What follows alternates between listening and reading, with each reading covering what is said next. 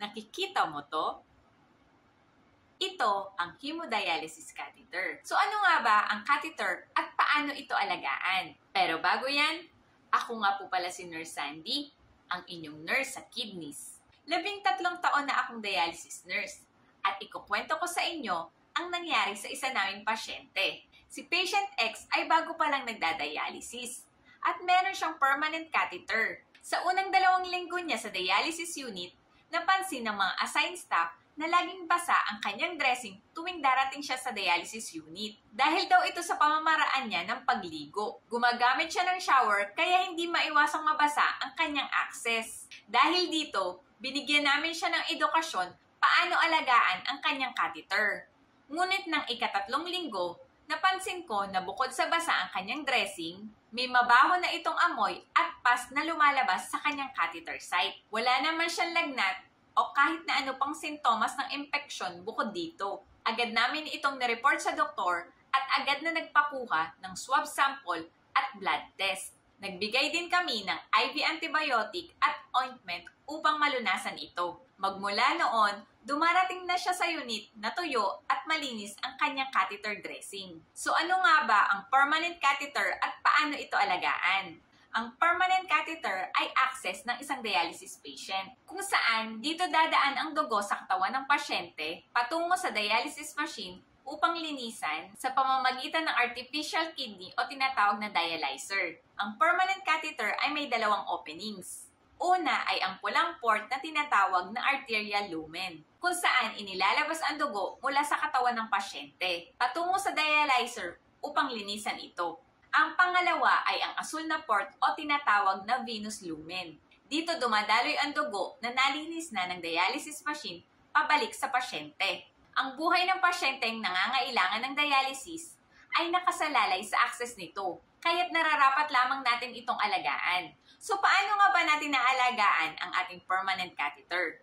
Upang hindi ma-infect ang ating dialysis catheter, nararapat lamang na panatilihin natin itong malinis. Ang impeksyon ang pinakakaraniwang komplikasyon ng mga catheter. Ang mga impeksyon sa inyong kamay, bibig, at kapaligiran ay maaaring mapunta sa inyong catheter. Maaari itong magdulot sa inyo ng sakit at makasira ng inyong access. Nararapat lamang na tawagan agad ninyo ang inyong doktor kung sa tingin mo ay mayroong kang mga sinyales ng impeksyon, pamumula, pagtutubig o pamamaga sa lugar ng catheter, pagiging mainit, may kirot o sakit, o may discharge sa catheter exit site.